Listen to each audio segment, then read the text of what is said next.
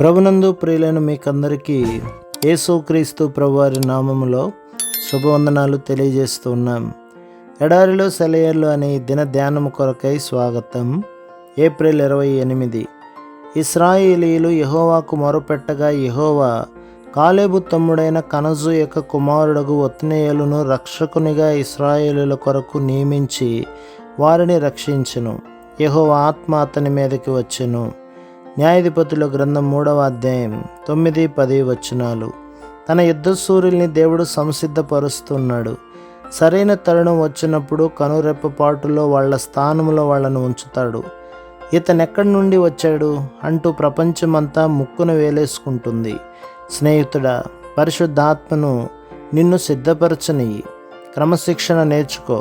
పాలరాతి శిల్పానికి తుది మెరుగులు దిద్దాక దేవుడు దాన్ని ఎత్తి పీఠం మీద ప్రతిష్ఠిస్తాడు. దాన్ని ఉంచవలసిన స్థానంలో అమరుస్తాడు. ఒకరోజు వస్తుంది, ఒత్నీయేలు లాగానే మనం కూడా జాతులకి న్యాయాధిపతులుగా ఉంటాము.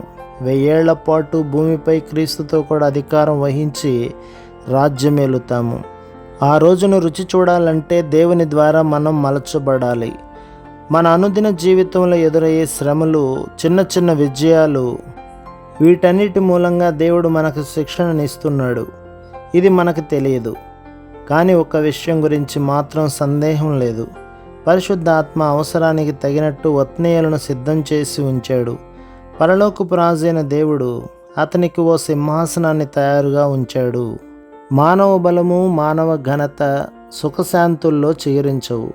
లోకములో బాధలు ఎదుర్కోని వారు సూర్యులెన్నటికీ కాలేరు. మనిషి జీవిత యాత్రలో ఎప్పుడో ఒకప్పుడు పల్లపు ప్రాంతాల్లో నడవక తప్పదు. ప్రతివాడు బాధల సొరంగంలో గుండా వెళితేనే తప్ప విజయపు మెట్టు దారికి ఎక్కలేడు. ప్రభు మిమ్మును, మీ కుటుంబమును, మీ సంఘమును దీవించి ఆశీర్వదించునుగాక. ఆమేన్.